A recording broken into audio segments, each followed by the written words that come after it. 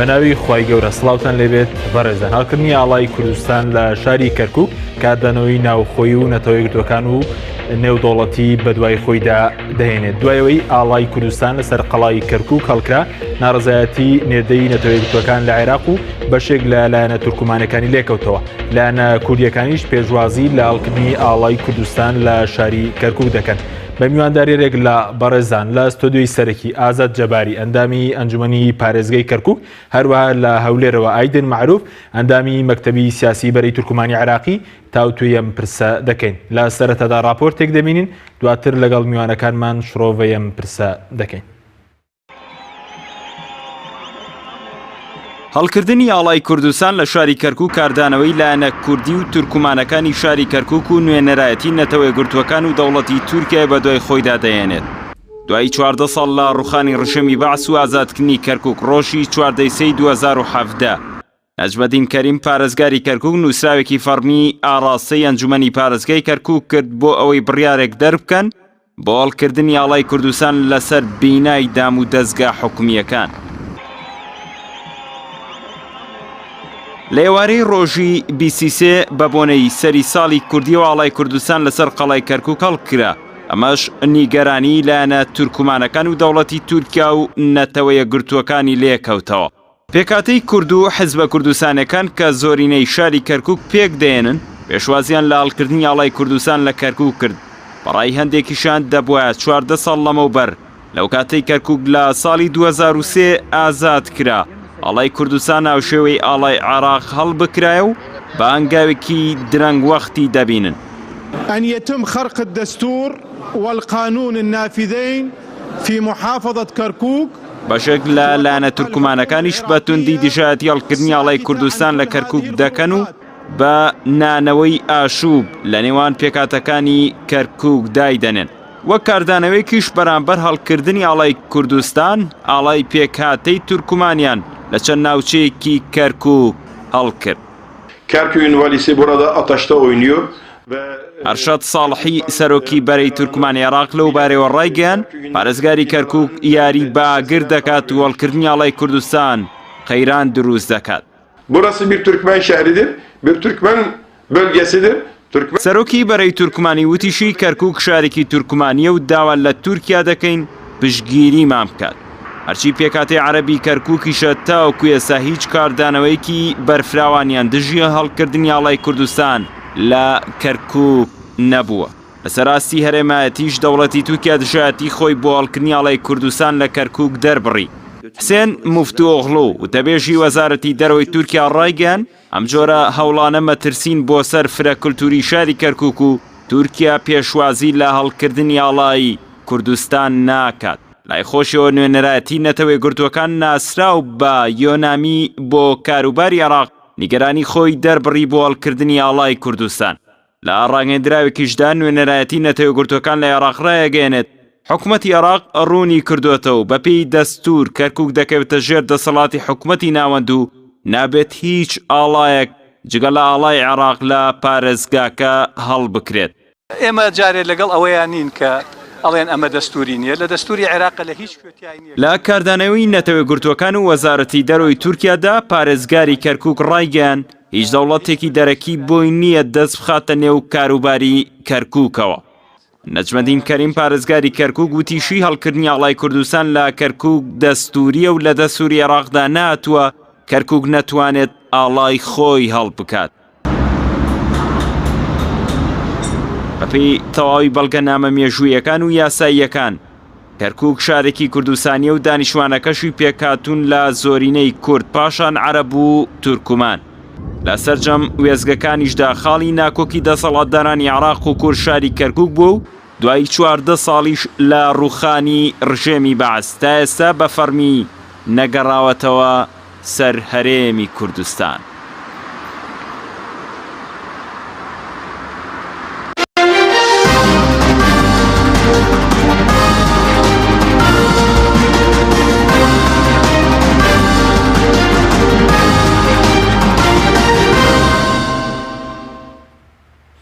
دووبارە سڵاوتان لێبێت بەڕێزان سوپاس بۆ میوانەکانمان کاگازات بەخێر بێ نەگەر سەرەتا لە بەڕێستانەوە دەست پێ بکەین هۆکاری بڕیاردانی پارێزگاری کەرکووک بۆ هەڵکردنی ئاڵای کوردستان لەم ساتاوخدا پەیوەندی بە چێوەیە. زۆر سوپاس سەڵاو ڕێزم بۆ سات ئایدن کە بەشدارە لەگەڵمانە بەڕاستی دەرەنجامی داخوازی خەڵکی کەرکووک و کۆمەڵێ هۆکاری ترکەوە ئەوە بووە ئێمە بە یاساییمان زانیوە ئەگەر لە دەستور هاتووە ئەڵێ ئیدار و مناطق المتنازع عليها من قبل حكومة الاتحادية وحكومة إقليم كردستان. حكومة اتحادية الله يخوي هالكردو رقاش نادن با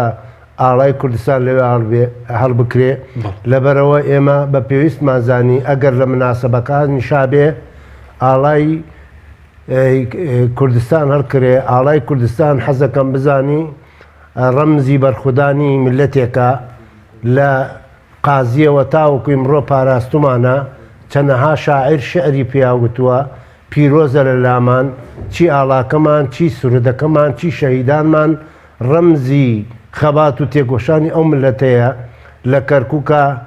ئێمە کە کەرکوو گیرە نەکو ئاڵا لە بانقەڵا هەر ماڵێک و ئاڵایەکی هەڵگرت و ئێمە چارەنووسی کەرکووک ڕاستە یەکلان نەبووتەوە بەڵام بەشێکی دانەبراوە لە خاک و ئەرز و وڵاتی کوردستان بۆیە ئێمە جەنابی دکتۆر بەڕاستی هەنگاوێکی جەریئانە بوو بێرانە بوو بەرەو ئاراستەیەکی دروست ئیمڕۆ بێ بەیانی بێ ئەبێ ئاڵای کوردستان لە کەرکووکە هەڵ بکرێ 50 ساڵ بۆ 6 ساڵ ئێمە خەباتەکەین لە پێناو کەرکووکە و بە هەزاران شەیدمان لە پێناو کەرکووکە داوە بۆیە خۆمان بڕیار لە چارەنووسی خۆمانە دەین. زۆر باشە بەڵام هەندێک پیانوە ئەم بڕیارێکی درەنگ وەختە ڕەنگە خەڵکی کوردستان خەڵکی کەرکووک و لێش لەکە کە لە 2023 بۆ تازە مەسەر بڕیارە چێتە بواری جێبێتن ڕەنگە تەوقیتی ئەم بڕیارەش قسەی لە سەرەبێ ڕەنگە پیانواوی دەبووە پێشتر کرا بە ئێستا کاتێکی گونجاو نییە. ئێمە لە کاتی خۆیان باسم کرد لە پرۆسی ئازادیەوە ئاڵای کوردستان هەڵکراوە لە شارەکە کۆ لەسەر دام و دەستگاکان ئەگەر ڕخسەتم بدەیت لەسەر دام و دەستگاکان لەسەر ماڵەکان لە هەموو جێگایەکی ئەو شارە هەڵباسرا بەڵام ئەمریکیەکان ئیعازێکیان بۆ هات بۆ ئەوەی کێشە و مەشاکل نەبێ ئاڵاکانیان پێمان لابرد ئەش دەژێت فشاری ئەمریکیەکان بەڵێ لە ژێر فشاری ئەمریکیەکانە کە ئەوانیش ئیعازیان بۆ هات لابرا بەڵام زۆر و کەم لە هەموو شوێنەکانە هەبووە جگەر لە دام و دەستگاکان بەڵام ئێمە وەکو کەلێنێک بووە و ئێستش ئەوەی کردووە جەنابی پارێزگا هەر هەموو پشتگیری لە هەنگاوەکە یەکەین چی ئەنجومەنی پارێزگا چی خەڵکی کەرکووک بەعامەتەن و برا عەرەبەکان خۆیان نەزانن وەزعەکان بەرەو چی ئاراستەیەکە بەڕاستی جێگای داخە یعنی ئێمە قەت تەوەقوعمان ناکرد برا تورکمانەکان لەبەرەوەی لە یەک سەنگەرا بووینە هاوخەبات بووینە دوو نەتەوەی چەوساوە بووینە لەلایەن ڕژێمی پێشەوە مافی برا تورکمانەکان وەکو مافی کورد لە بەغدایە لە لای کورد نییە ئەبێ هاوپەیمان بن لەگەڵمانە لە پێناو دەستکەوتەکانمان بەدەست عەرەبی سوننە لە کەرکووک دژایەتی هەڵکردنی ئاڵای کوردستان ناکات نەخێر بەس تورکمان ئەوەی زۆرینە بێ و بەعەلەنی بێ ئەوەی بەعەلەنی بێ بەداخەوە ئەوانش من واتێکم ئەوان بەڕاستی ینی زمان حاڵی برا تورکمانەکان نین من بە دەلیلم هەیە کاتێک کە یەکێتی نیشتمانی کوردستان دامەزرا یەکێ لە شاعیرەکانی تورکمان ئەڵێ کوردستان دەنگل چختە ئەمە معنای زۆرە لە کوردستان گوڵ دەرچوو باشە لە وەختی ڕژێمی بەعسە تەسیسی مؤسسەیەکی کوردی کرا کە یەکێتی اتحاد وەتەنی کوردستانی شاعیرێکی تورکمان بڵێ کوردستان تەنگل چختە دڵیان بە یەکێتی خۆش بووە کەوا وەکو دەستێکی ڕزگارکەر بووە ئەی باشە ئەمڕۆکە بۆچی کە وەختێ ئاوارەکان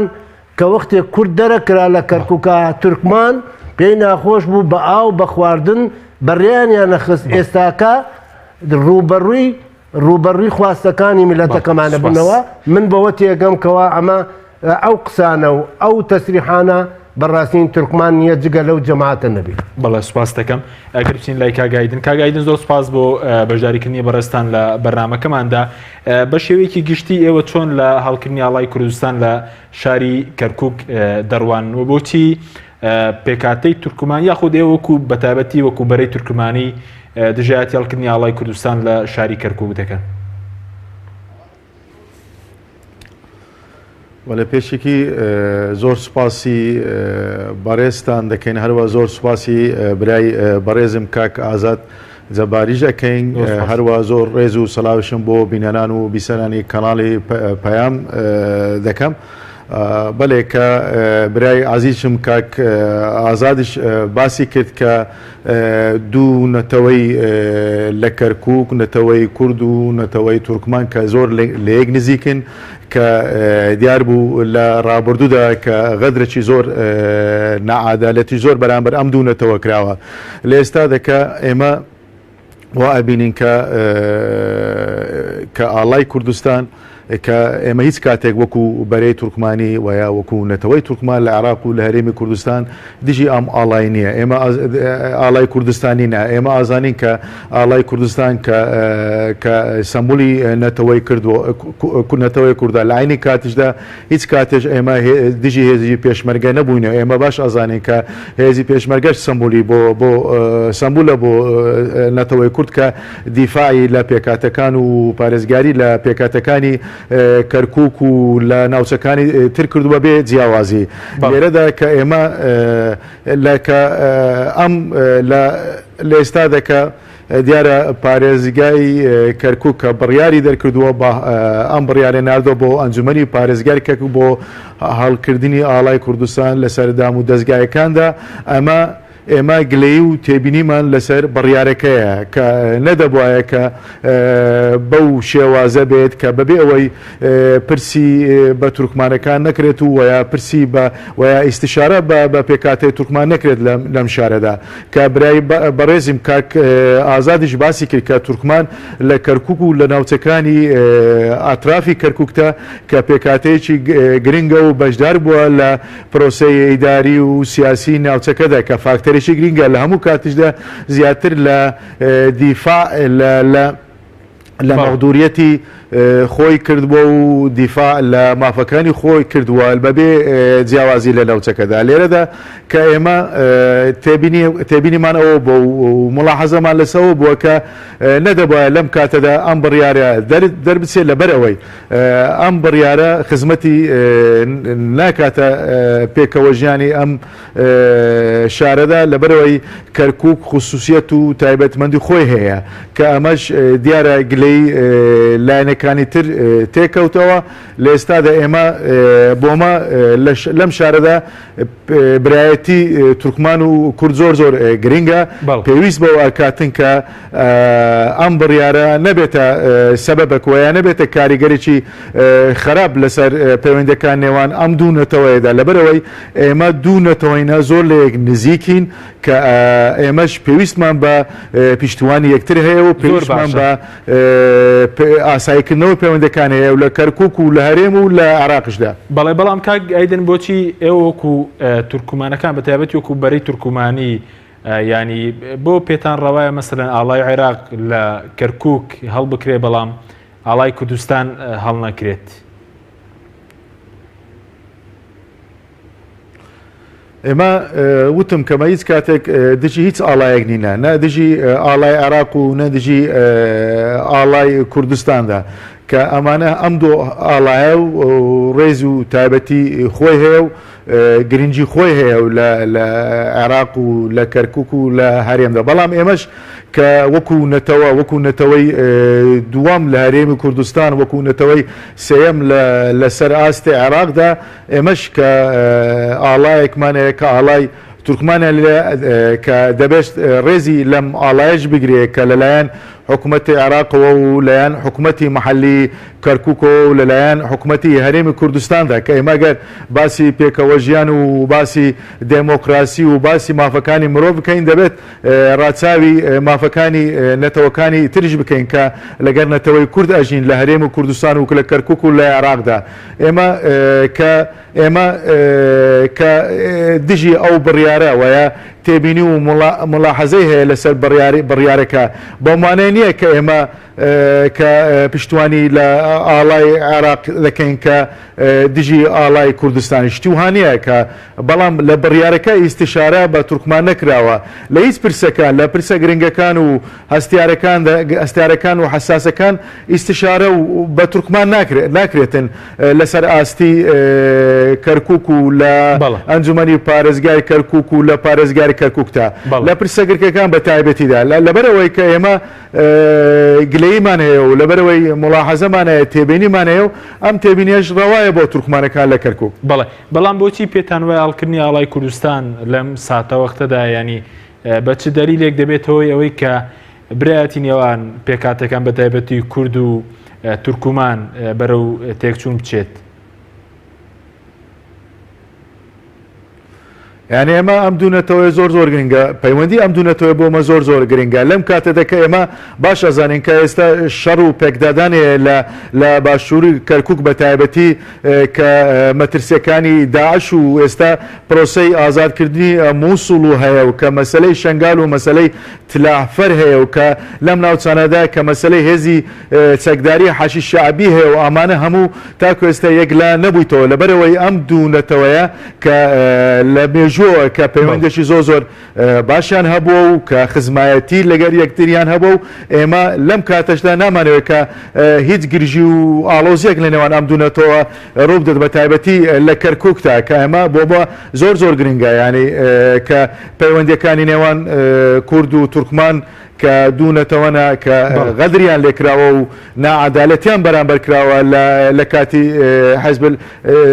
لە کاتی حکومی حزبی سەدام حوسێندا. بەڵێ سوپاس دەکەم دواتە گەرم وڵای بەرستان کاگازات ینی بۆچی یان ڕەنگە ئەو گلێ هەبێ بۆ پێشتر ڕاوێژ لەگەڵ پێکاتەکانی تر نەکراوە لەسەر هەڵکردنی ئاڵای کوردستان ڕاوێژێک نەکراوە؟ من بەوە دەست پێکەم کە کاکایدنوتی هیچ پرسێک هیچ شتێک تورکمان ئاگای لێ نییە ئەمانە شتی خراپن بەڕاستی بۆ شتی خراپن وانە ئەمە لەبەرەوەی کورد زۆرینەیە و 26 کورسی هەیە و ئێمە خۆمان سەرۆکی ئەنجومەنمانداتە برا تورکمانەکان ینی بەپێی کورسی نەبووە بەپێی استحقاق نەبووە جەنابی مام جەلال وتیە بێ جێگری سەرۆک کۆمارێکیان تورکمان بێ برا تورکمانەکان بێ جەنابی مام جەلال تورکمانی کردنەتەوەی سێیەم و زمانی تورکمانیشی لە دەستورە تەزبیت کردکەوە ئەو وانەی ئەوەی دەستکەوت بێ بۆ تورکمان کورد کردوێتی تورکمانەکان خۆیان نیان کردووە نەیانتوانیوە من یعنی ئێمە دەست پێشخەر بووینە وەکو کورد چی کاک مەسعود چی مام جەلال ئەم دەستکەوتانە بەدەست هاتووە ئەوە خۆشی ڕەنگە زۆر باش بزانێ کاکایدن ئێمە پاڵپشتیمان لە تورکمان هەر وەختێ تەشەنوجیە ببێ ئێمە داکوکەر بووینە کاتێک کە بەڕێوەبەری گشتی پەروەردە لە برا تورکمانەکان سنجرایەوە ئێمە بە هەمومانەوە وتومانە ئێوە دەنگی بۆ بدەن و بێن وەریگرنەوە ئێمە پشگیریتان لێکەین ئەوانە ئەبێ باسکەن ئێمە زەمان بووینە ئێمە زەمانی نەکراوە بە پێی بەرکەوتیان لە دام و دەستگاکان لە دەستگاکانە فەرمانبەرەکان مافی خۆیان پێدراوەن لە هەموو دام و دەستگایەک و مؤسسەیەکە بەڕاستی لە عەمودفەقەری ئیدارەی کەرکووک برا تورکمانەکان شان بەشانی کورد بگرە لە شەریکەی نەوتە ئەوان زۆرن زیاترن لە کورد ئەو کە حەساسە لە 11,000 ئێمە وابزانم 800 کەسمان هەیە و دوایی برا تورکمانەکان و عەرەبەوەیش دەنگیشمان نەکردووە کاتێک کە گۆڕان کرا لە بەڕێوەبەرەکانە لیژنەی تەنسیقیمان هێ دانیشتنمان کرد بڕیارەکە وایە کە ئێمە ڕازین نایب مەحافظ و سەرۆکی ئەنجومەن بدرێنە برا تورکمانەکانمان لە بەرامبەرە بۆ ماوەیەک ئەبێ کورد لە کۆمپانیای نەوت ڕازیش بوون هەموو لایە تەوقیع کراوە. ئەمان بەس ئەوە نەیە ئەڵێن بەداخەوە ئێمە اتفاقەیە لە بینمانە و شتەکان مۆرکراوە و ئەمریکەکانش ئامادەبوونا کەچی ئەوان بەس ئەڵێن ئێمە سەرۆکی ئەنجومەنمان بدەنەوە کاک حەسەن ڕۆیشت سەرۆک ئەنجومەن نەدراوە جێگرەکەی بەڕێوەیە بە کاک شێخ ڕێبوار تاڵەبانیە ئەبایە ئەجانبی ئەوەی کە لە سەریانە وەکو تورکمان و عەرەب جێبەجێ بکرێت کە ماوەی 2 ساڵێک تەنها کورتین بێ بۆی بڕێک بچێتە پێش کورد 5-6 بووە ئەبایە ئەوان داکوی کەرمان بووە کورد مەغدور بووە کورد دەرکراوە لەم شارە کورد ماڵی وێران بووە 450 گوندی کورد و تورکمانشمان لەگەڵا بووە لەبەرەوەی لە یەک لە چەسانەوە هاوبەشین بەڵام بۆ مەسلەی ئاڵاکە پرز بە پێکاتەکانی ترکراوە پرس بە پێکاتەکان ئێمە محافظ بڕیارەدا لە شارەکە تۆ بڕێ لە سەڵاتی محافظ پارێزگاری ئێوە و کۆنجمەنی پارێزگی کرد نەخێری شتێتی بۆ ئێمە ئێوە ئەوان ئامادا بن و ڕێی خۆیان دەرە بڕن و راپۆرتە نووسن بەڵام ئێستەوە کۆبنوتان کرد و کۆنجمەنی پارێزگی ئێستا ئێمە دەنگە دەین و دەنگە دەین بۆ بەدایمی بێت من خۆم شخصیان و مەجموعەیەکی هەواڵانمان ئەبێ ئاڵاکە بەدایمی بێت وەکو ئاڵای عێراق نەکو لە بەڵام ئەوکەی کۆبنەوە ئەنجومەن دەکەن بەریارتان داوە کۆبنەوە ئەنجومەن ببوونەی جژنەکانی نەورۆزەوە بڕێک دواکەوت و ئینشەڵام هەفتەیە ئێمە تەمەنامە کرد کورسیەکانی ئەنجومەن چۆن دابشکراون کورد دەتوانێت ئەوە لە ئەنجومەن بە شێوەیەکی یاسایی فەرز بکات چۆن کورسیەکانی ئەنجومەن چۆن دابشکراون هیچی فەرز نەکردووە بە شێوەیەکی یاسایی بۆ بە شێوەیەکی یاسایی ئێمە 26 کورسین و دەنگ لەسەر ئەوەیەوە تاوەکو ئێستا هەموو بڕیارەکانی ئەنجومەن تەوافقی بووە قەت گوێمان نەداوەتە ئەوەی کەوا کەمینە و کاتێ لەبەرەوەی برا تورکمانەکانیش و برا عەرەبەکان ئەومان کردووە چەند کورسی لە چلیۆکم 26 کورسی لایەنە تورکمانیەکان ئەوانی گەران 9 کورسی 9 کورسیانەیە بەڵێ ینی دوای نەورۆز ڕاستەخۆی و بڕیار لەسەر ئەدەین و ئەبێ برا تورکمانەکانیش لەگەڵمانە لەبەرەوەی ئەو ئاڵایە ئاڵای شەهیدانە شان بە شانی ئێمە ئەوان لەگەڵمانە بوون و خەبات و تێکۆشانیان کردەوە من ئاڵای کوردستان بە ئاڵای هەموو خەڵکی کەرکووک کەزانم نەکولایە و ئێمە قەت ڕۆژێ لە ڕژان نەمانوتووە برا تورکمانەکان بۆ ئاڵاتان هەڵ نەکردووە بۆ ئاڵاتان نییە ئێستا پێتان ئاسایی ئەوانیش لە کەرکووک ئاڵایان ئاڵایان زۆر ئاساییە تەنها لە مؤسساتی ڕسمیانە بێت لە هەموو شوێنێک ئاڵایان هەیە و کەسیش دەنگی نەکردووە ئەمان ئەمانایەوە نیێمە لە ئازادی و لە دیموکراسی ئەوان کەم بکەینەوە و ئەوان حیزبن و ئەوان نەتەوەن وەکو کاگای ئەوان نەتەوەی سێیەمن بەڵام ئێمە لە هەموو مەحافلێکە کورد پاڵپشتیەوان کردووە حەق نییە بەو شێوەیە بەرامبەر بە کوڕ ڕابستنەوە بڵێن ئەمە ئاگرە و ئەمە کۆمەڵە شتە سوپاس دەکەم دواترگرم بۆ لای بەرزە کاگای دەنگە بگرم بۆ لای بەڕێستان من پێش بەرنامەکە گوێم لە چەند لێدوانێکی سەرۆکی حیزبەکەی بەڕێستان کرد کاگ ئەرشەد ساڵحی ئەو باس لەوە دەکە کە مەسەرەن ئەم جۆرە لە مەسەرەن کارێکی نادەستوری هەڵکردنی ئاڵای کوردستان لە کەرکووک لە چ ڕوانگەیەکۆ بە بۆ چوونیەوە کارێکی دەستوری هەڵکردنی ئاڵای کوردستان لە کەرکووک من لێرە باسی ئەوە ناکەم کە ئەم بڕیارە وایە ئاڵای هەڵکردنی ئاڵا لە کەرکووک یاسایی بێ و یان ناسایی بێ لێرە ئێمە باش ئازانین کەرکووک کە شارێکی گرنگە و تایبەتمەندێتی و خوسیەتی خۆی هەیە کە دەبێت بۆ چوونی سەرجەم پێکاتەکانی شەبێت لەسەر هەر گۆڕانکارێک کە لە شاری کەرکووک دەکرێت لێرەدا من دەمەوێت کە تێبینیمە لەسەر قسەکانی بەڕێز کاک ئازاد کەمە ناوی بەخێر بەڕێز مامزەلار سکرتێری گشتی یەکێتی نیشتیمانی کوردستان هەموو کات کە پشتیوانی لە مافەکانی تورکمان کردووە لە ئاستی عراق بێ و لە هەرێم بێ و لە کەرکووکدا کە ئەو بەڕێزیان دەورێکی زۆر باشی هەبوو لە تەوافقکردنی ڕێککەوتنی دوونەتەوە بە تایبەتی لە کەرکووک لەسەر گۆڕانکاری و پۆستەکاندا بە تایبەتی کە وەرگرتنی پۆستی سەرۆکی ئەنجومەنی کەرکووکدا بەڕێزیان مامزەلال دەوری هەبوو ڕۆڵی هەبووە کە ئەو کات کە بەڕێز سەرۆکی کۆماری عراق بوو لە هەموو کات زیاتر دامی مافەکانی تورکمان کردووە و پشتیوانی لە تورکمان کردبووە و لەو کات کە لە شاخەکانش بووە دیفاع لە قەزای تورکمان و مافەکانی تورکمان کردەوە تورکمان ئەمەی باش ئەزانی کە ئەمە بۆمە زۆر گرنگە بەڵام پاش مامزەلال ئێمە ئەم داعمە و پشتیوانە لە برادرانی لایەنە سیاسی کوردەکان نابینن لە کەرکووک بە تایبەتی لە یەکەتی نیشتیمانی کوردستان دەبێت یەکەتی نیشتیمانی کوردستان لەسەر نەهجی مامزەلال بەردەوام بێ بۆ پشتیوانیکردنی لە پێکاتەی تورکمان کە پێکاتەی تورکمان نەتەوەی تورکمان هیچ کاتێک مەترسی نییە لەسەر پرۆسەی سیاسی لە کەرکووک و یان لە پرۆسەی سیاسی هەرێمی کوردستان بەلاکەس کە تورکمان پشتیوانێکی گەورەیە بۆ پرۆسەی سیاسی لە کەرکووک و لە هەرێم و لە عراقدا لەبەرەوەی ئێمە دەبێت بەڕاچاوی مافەکانیان بکەین و زیاتر ئیتیمامی با مافەکانیان بدەین لێرەدا من نامەوێت لە کەرکووک باسی کاک ئازاد برای بەڕێزم باسی کرد کە لە پۆستەکان باسییان کرد باسی پۆستەکانی کرد کە دراوەتە بە تورکمان کە ئەمە بۆمە زیاتر لە پۆستەکان پرسە سیاسەکان گرنگە یعنی یەک لەو پرسە سیاسیانە کە گۆڕانکاری لە سیاسەتی لە پرۆسەی سیاسی کەرکووک و بە تایبەتی بڕیاری هەڵکردنی ئاڵای کوردستان وایە هاتنی هێزی پێشمەرگە وایە هاتنی هێزی چەکداری حەشی شعبی ئەمانە هیچ کات پرسی بە تورکمانەکان نەکراوە لە دووسوڕمات و لە تەزە و لەو ناوچانە کە تورکمان نشێن و لە کەرکووکدا لەبەرەوەی ئەمە بۆمە گرنگە تورکمانیش لەم حالەتە غوبن بەخۆی ئەکات و وا ئەبینی کە ناوەدارێتێک بەرامبەر تورکمان کراوە و فشار دروستکراوە لەس بەڵێ سوپاس دەکەم ناوبڕێکمانەیە دواتر دەگەرەمەوە لای بەڕێستان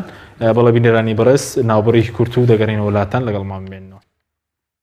بەرنامەی ئەمڕۆ با سپۆنسەری کۆمپانیای ئەسێ بۆ بازرگانی مۆبایل شیری ئەڵتونسا.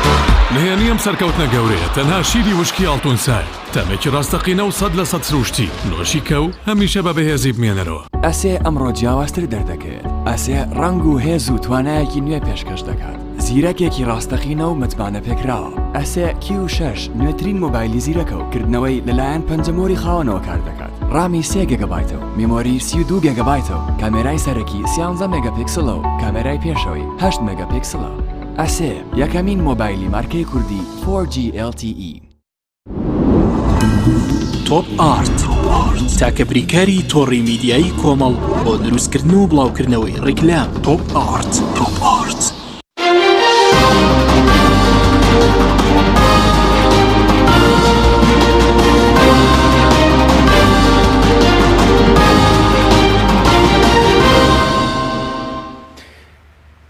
دووبارە سڵاوتان لێبێت بەڕێزان کاگایدناگە بگرێمەوە لای بەڕێزت یعنی ئێستا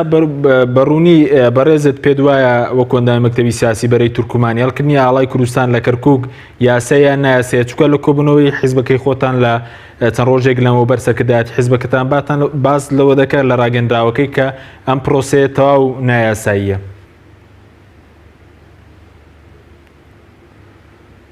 ئێمە کە وتم کە لە کەرکووک کە ئیستشارەکردن بە پێکاتەکان زۆر گرنگە لەم مارحەلەدا. ئێمە وا بینین کە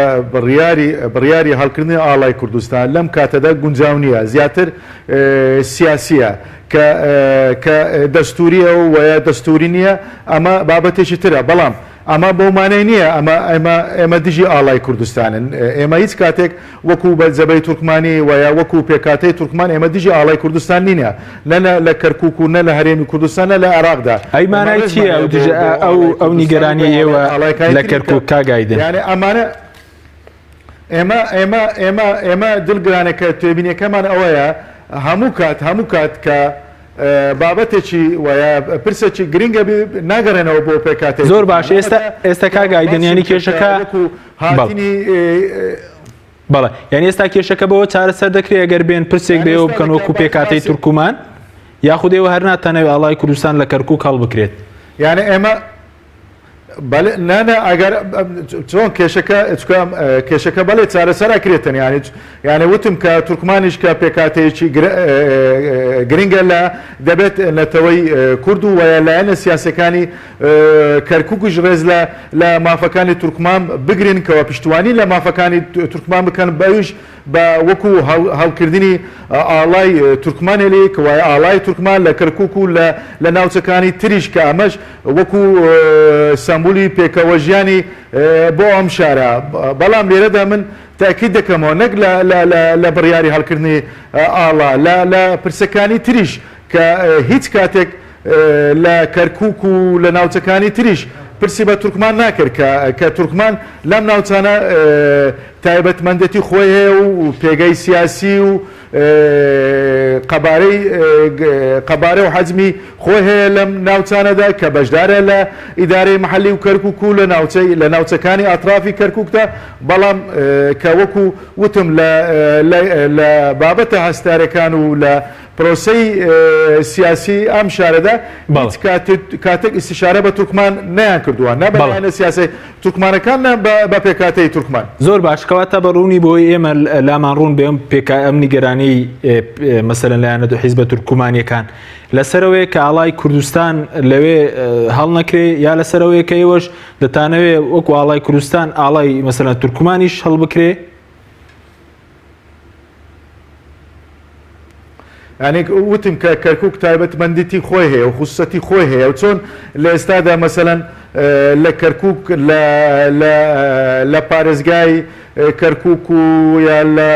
لە ئەنجومەنی پارێزگای کەرکووکتە کە لە هەموو دام و دەستگایەکان لە لەوحەکان و کە لە لەوحەکان بە سێ زمان نووسراوە کە سێ زمانی ئەساسی کەرکووک بە زمانی کوردی و تورکمانی و بە عەرەبیدا کە ئەمە شتێکی باشە و کە ئەمە دالەتی پێکەوە ژیانەکە لەم شارەدا بێت لایەنە سیاسی کوردیەکان و بە تایبەتی برادرانی یەکێتی لەبەرەوە یەکێتی نیشتیمانی زیاتر حاکمە باڵادەستە لەم ناوچانەدا بە زیاتر ئیتیمامی بە مافەکانی نەتەوەی تورکمان بتان چکە لە ڕابردوودا کە تورکمان لە کەرکووک وە لە کاتی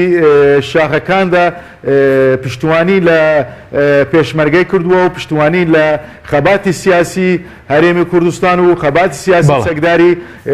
پێزی پێشمەرگەی. بەڵێ سوپاس دەکەین. بەڵێ سوپاس دەکەین. کاکازت سپارت بۆ نیگەرانی حیزبە تورکمانیەکان. ئەمە وا دەکات کە لایەنە کوردیەکان پاشگەز بنەوە لەم بڕیارە؟ یان بۆ پرسیان پێ ناکەنەوە کێشەکە لە ئەساسە لەوەیە کە پرسیان پێ ناکرێ مادەم بۆ کۆبوونەوەیشیان لەگەڵ پێکاتەکان ناکەن وەکو ئەنجومەنی پارێزگا لە ناوخۆیان خوکو حیزبە سیاسەکانش بۆ ناکرێت. ڕەنگە کاکایدن تۆزێ لە من دوورتر بێ لە کەرکووک هەم بۆی کەم بزانین پرسەکرێیان ناکرێ. یەکەم کاکایدن ئەوەندامی مەکتەبی سیاسی بەرەی تورکمانی. بەڵێ کاگایدن یەکێتی نیشتمانی لەسەر نەهجی مام جەلالە لەبەرەوەی نەهجی مام جەلال دەستوری ئێمەیە لە دەستورەکەمان لا نادەین دڵنیا بە گەورە و گچکە سەردانی جەبەی تورکمانیە کرێ و ئەوەش هەبێ لەگەڵیانە قساکرێ ئەڤاڵانی مەکتەبی سیاسی ئێمە لە ئەنجومەن قەدرێغیمان نەکردووە کاتێ داعش هات هەموو حەویجەی گەیشتە حەویجە و داگیر کرد شاڵاوی بەرەو کەرکووکە هێنا پێشمەرگا لە شەو ڕۆژێکە خۆی گەیانۆ و و برا تورکمانەکان لە پێش ئێمەوە بە خێراتن و دڵخۆشبوونە لەبەرەوەی ئەبایە ئێمەش وەکو مۆسڵ و وەکو ئەمبار و سلاحەدینمان لێباتایە ئەو کاتانە وەخت و پرسیڕایەیان بەزاری خۆیان کاک نەجات حەسەن یەکێکە لەو پیاوانەی کاندامی ئەنجومەنە و بەڵێ تورکمانە خۆی چەکی هەڵگردووە هاتۆتە مەقڕەکانی کورد دەڵێ من ئامادەم شان بەشانی پێشمەرگا خۆزگایە هەر هەمویان وەکو ئەو پیاوە شێوەی برکردنەوەکان جەنابی فەرمی هەرسێ زمانەکە بەڵێ کوردی و عەرەبی و تورکمانی و ئاشووری لە هەموو دامەدەستگاکایە باشە بۆچی دکتۆر نەجمەدین و سەرۆکی ئەنجومەنمان نەبووە لەبەرەوەی وتمانە ئەمە قەیچێکە ئێمە دەستگاکان بڵێ جێبەجێ کراوەی کە لە هەموو دام و دەستگاکەمەوە زمانی کوردی باز لەوەکێک کە لەو فەرمانگانەی کە عرب تێدا باڵەسە زمانی کوردی نەنووسراوە لەسەر فەرمانگەکان لە هەموو بەنسبەت ئەو لەوحەی ینی نیشانی دایرەکان نووسراوە بەڵام نووسراوی ئەوەی کەوا لە دەستورە زمانی کوردی و عەرەبی لوغەتان ڕسمیەتان بە عەرەبی کە نووسێ کۆماری عێراق مەسەرەن دایرەت ما کەرکووک ئەو زراعەت کەرکووک لە بەرامبەرە کوردیەکە بەداخەوە ئەڵێم بەڕێ بەرێوەبەرانەی غەیر کوردین لە لای خۆیانەوە ڕەشیان کردێتەوە ئەوایە ئەوە مامەڵە بگرێ بدرێنە دادگا بەڵام لەسەرەوە شۆ هیچ ئیجرایە جەنابی محافظ تعمیمێکی کرد ئەوە خەرقی دەستورە کە ئەیکە لە لای خۆتان وێکلایەنە باشە زمانی کوردی بۆچی وا ناشرین بێکەوە پیان ناخۆش بێ لە نووسراوە ڕسمەکانە زمانی کوردی نەمێنێ ئەبێ مەکتەبی سیاسی جەبەی تورکمانی خۆی تاکید کاتەوە بڵێ ئێمە هاوبەشین لەم ئەمە دەستکەوتی کووردە دەستکەوتی تورکمانیشە لە دەستورە هاتووە لوغەتان ڕسمیەتان بەواتە عەرەبی و کوردی بۆ لایەدەن بۆ ئەم نووسراوانە لەبەرەوە من خۆم زۆر باش ئێستا ئەوەی ڕوون بێ دیاریکراوە ئێستا چەند لایەنی تورکمانی لە کەرکووک لەگەڵ هەڵکنی ئاڵای کوردستانین هەمویان یان شەقامی تورکمانیش وەکو ئەو لایەنە شەقامی تورکمانی قەت لەگەڵەوانیە من بابەتەکەم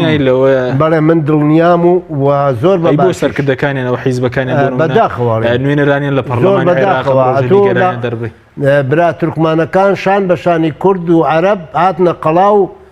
ئاڵای کوردستان لەگەڵ ئاڵای ڕۆژە لێ بوون ئاڵای کوردستان بەکرا تورکمانەکان بەڵێ لێوە بوون بەجل و بەرگی خۆشیانەوە ئێمە ئەو ڕوحەی دامانەوە لە دوایەوە کۆبنەوەکانە بێت کۆبنەوە هەموو لایەنەکان پرس و ڕائەکرێن کۆمەڵە شت هەیە ئەبێ ئەوان بزانن یعنی ئێمە باشە بۆچی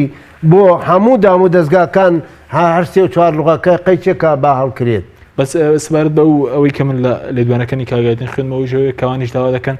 مەسەن لە پاڵ ئاڵای عێراق و کوردستان ئاڵای تورکمانی شەڵ بکرێ خۆ ئێمە لە دەستورە هاتۆڵێ لوغەی لوغەتان ڕسمیەتان لوغەی عەرەبی و کوردیە شان بەشانیێوان ڕێگاڵای ئاڵا لە هەموو شوێنێکە ئاڵای تورکمان هەیە جگە لە موسساتی ڕسمی نەبێ ئەوش پێویستی بەوە هەیەکەوە لە دەستورە باز بکرێ ئەبێ نەسێکی تیابێ لەبەرەوەی ئێمە ئیدارە و هەموو شتێک بەدەست کوردەوەیە و ئەڵێ ئەو شوێنانەی متەنازعەیە گەرەیە ئیدارەکەی لەلایەن هەرێم و حکومەتی ناوەندەوە بکرێت زۆر باش ئێستا هەڵکردنی ئاڵای کەرکووک لە کوردستان چمانایکەوەیە کەەوە تێنەگەیشت هەڵکردنی ئاڵای کوردستان لە کەرکووک مانای چیانی بەواقعی کەرکووک گەڕاوەتەوە سەر کوردستان یا خۆتەر نەخێر گەڕانەوەی کەرکووک بە یاساییە بێ ئایا ئێمە ئەگەر ئامار بکرایە لە عێراقا کەرکووکە ڕایەن ئەوەشە ڕێگا نادەن جێگای داخە ئەگەرەک و تورکمان لە تاتەرازووی ئێمە بواە وەزعەکان زۆر زۆر بەرەو باشتر ڕووی جێگای داخە بۆچی یەکێک بەڕێز ئەرسش ساڵحی تەسریح بدا بڵێ وەڵایی جێشی عێراق بێتە ناو کەرکووکەوە کەرکووک حەسم ناکرێ پێشمەرگە ناتوانێت دیفاعی لێ بکە لە 14-15 هێرشی داعش پێشمەرگە ڕەتی داوەتەوە و شکستی بە دوژمنان هێناوە گەرێ پیرۆزبایی و دڵخۆش بن نەکو بڵێن جێشی عێراق گەلێ بێتە کەرکووکەوە. تورکمانەکان داوا دەکەن دێشی عێراقی بێتەوە چەندەها جار نەکو تورکمانەکان عەرەبەکانیش نەکو عەرەب باس عەرەب ناکەم باسی تورکمانیش ناکەم باسی سەرۆکی جەبهەی تورکمانی یەکەم کە نەسەن ئەمە شخصی یەکەم لە قاموسی سیاسیە نابێت کێشەکان بگاتە شخصی یەکەم و شخصی یەکەم نابێت تەسریح بدا کادرەوەستەکان کاکایدن لە من باشترە زانێ نەگاتە مەکتەبی سیاسیش لەبەرەوەی حەسمە چارە نووسەوە ئەبێ کادری وەسەتی ئەو تەسریحانە بدا. ئێستا چەند حیزبی تورکمانی لە کەرکووکێ چەندیان لەگەڵەوانی لەگەڵکردن وەڵایی تورکمان حیزبیان زۆرە نازانم چەندێک لەگەڵین چەندێک لەگەڵی ئەوە نازانم بەڵام حیزبی تورکمانی شەیە و شان بەشانی کوردە و لەگەڵ کوردایە بەڵێ ئەمانە مانای ئەوە نییە ئەوان زۆر باشە بەڵام دوای ئەو نیگەرانی کە بەشێک لە تورکمانەکانەیە ئەو نیگەرانی کە ئەمڕۆ نوێنراتی نەتەوە یەکگرتووەکان دەریڕیوە یۆنامی لە عێراق وتەبێژەکەی وەزارەتی دەرەوەی تورکیا ئەمە کاریگەری نابێت لەسەر پاشگەزبوونەوەی لایەنە کوردیەکان. من قسەکانی جەنابتم گوێ لێ بوو و تەسریحەکەی تورکیا نوێنەری وەزیر خارجەی تورکیا بە زیاد و کەم ئەوە نەیوتوە باش نییە هەڵدانی ئاڵای کوردستان لە کەرکووکە باشوازی لێ ناکەن دەڵێ بێت تۆی سەقامگیری شتێک دەدات وەکو دکتۆر نەجمەدین مەحافزی کەرکووک وتی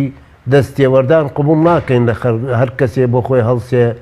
ئێمە خاوەن کەرکووکین و برا تورکمانەکان لەگەڵمانە و ئەوانەی خەڵکی کەرکووکن خاوەن کەرکووکن نەکو یەکێت تەسریح بدا یێنامی بەداخەوەڵێم من نمونەیەکت بۆ دێنمەوە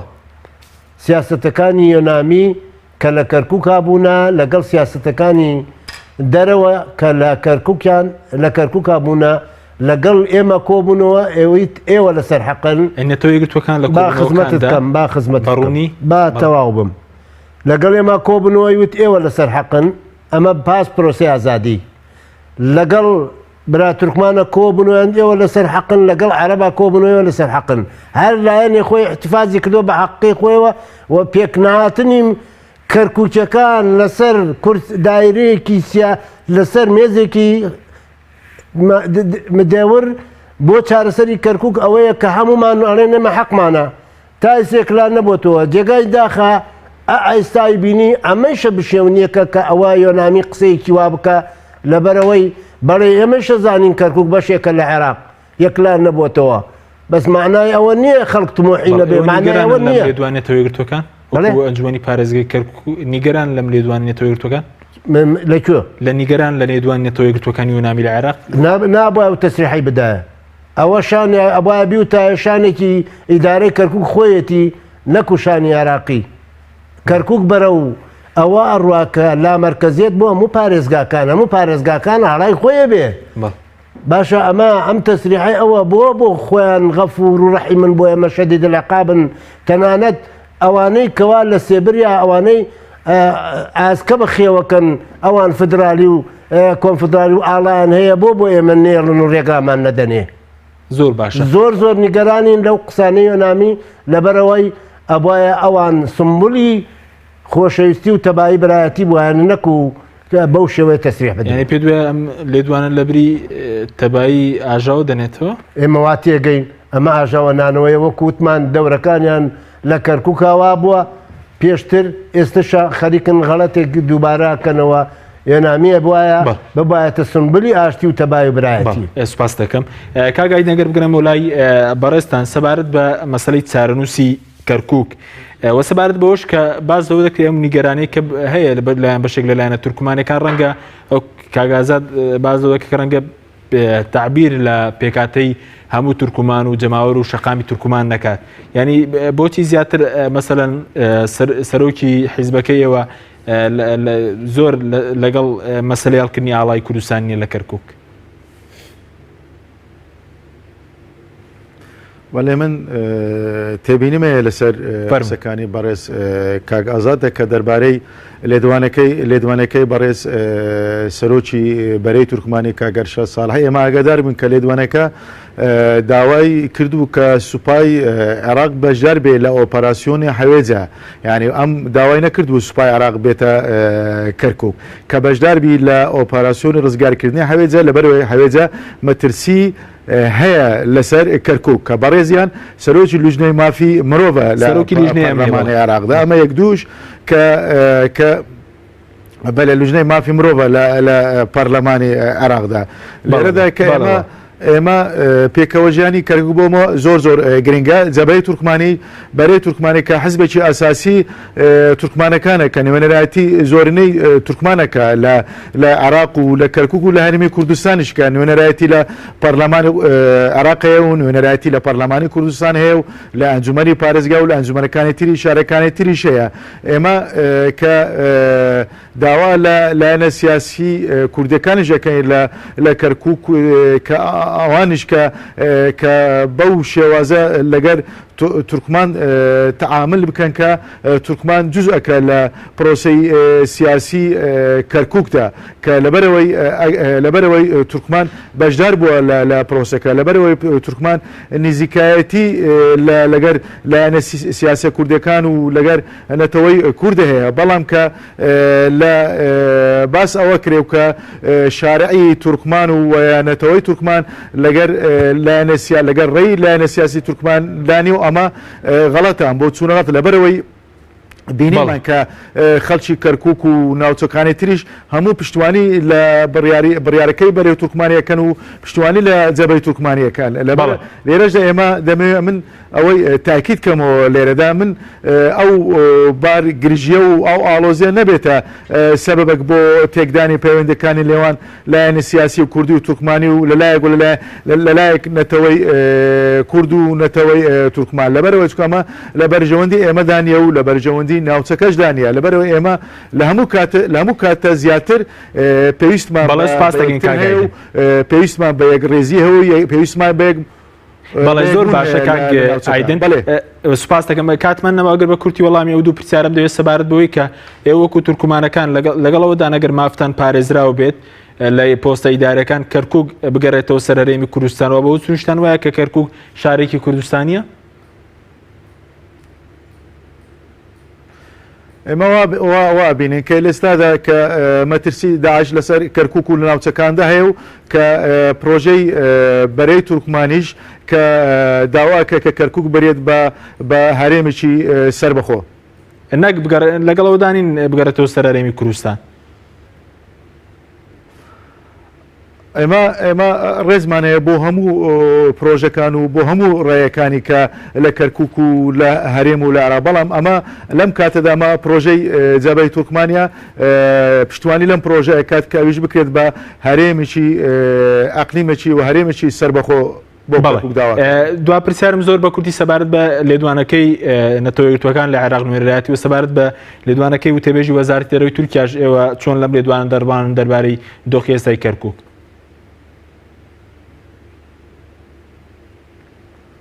تێنەگەیشتم سوالەکە پرسیارەکە زۆر بە کورتی ڕاتان سەبارەت بە ڕاگەنراوی یونامی لەسەر دۆخی کەرکووک و وەزارەتی وتەبێژی وەزارەتی دەرەوەی تورکیا من لەگەر ئەوها بینم کە ئەمە کێشەی ناوخۆی کەرکووکە کە دەبێت پێکاتەکانی کەرکووک بەخۆیان چارەسەر بکەن بەڵام لێرەدا کەرکووک کە مەسلەیەکی گرنگە و کەرکووک کە بابەتێکی گرنگە و پەیوەنددارە بە نەتەوەیەگرتوەکان و بە دەوڵەتەکانیش لەبەرەوەی دەبێت تعاملکردنیش لەگەڵ کەرکووک بە شێوەیەکی زدی تعامل لەگەڵ زۆر سپاس کاگە زۆر بە کورتینی خولک بۆ بەڕێستان لەگەر شتێکەوە زۆر بە کورتی بەڕاستی ئەوەڵ وەخیر لە کەرکووک ئاژێن بە تایبەت برا تورکمانەکان ئێمە لە کاتی خۆیان لە دوای پرۆسیاسادی دروشمێکمان هەڵگردوتمان کورد تورکمان و کورد ئەگەر برا نەبێ ئامۆزایە ئامۆزان بێ ئێستا ئێماڕێن هەنگاوەکان هەردوو لە بینێ بۆ چارەسەرکردنی کێشەکانمان لە کۆبوونەوەی باسی ئاڵاوە چارەسەر کێشەکان بکرێ ئەوەی ئەوان بێ نێزک بوونەوە هەبێ نەکو بەڕاستی پێمان ناخۆشە ئەوان لە خەندەقی ترا خۆیان بینەوە ئەوان لە خەندەقی کوردان دەستکەوتەکانیان لە کوردەوە وەرەگیرێ ئێمەش لەگەڵەوەیان با کە چارەنووسی کەرکووک بە سێرێکە ئەگەر دەنگ درا بۆ یەکلاکردنەوەی بۆ هەرێم یان زۆر سپاس. ئێستا ئامۆزانیان بران بێکەوە. ئێمە هێشتا کە هیچ هەنگایە نەرا خۆزگایە بتوانین نێزکترەوە بین و ببینە ئامۆزاش و ببینە براش لەبەرەوەی چارەنووسمان سەدا بکەن بە هەموو جەبەروتەوە زۆر سپاس کاگا نەیتوانی کورد لە کەرکووکانەیە. زۆر سپاس بۆ بەڕێز ئازاد جەباری ئەندامی ئەنجومەنی پارێزگای کەرکووک هەروەها ئایدن معروف ئەندامی مەکتەبی سیاسی بەرەی تورکمانی عێراق کە لە هەولێرەوە لەگەڵ مام سپاس بۆ بینێرانی بەرە سپاس بۆ هاوکارانم تا بەرنامەی تر خواتان لەگەڵ.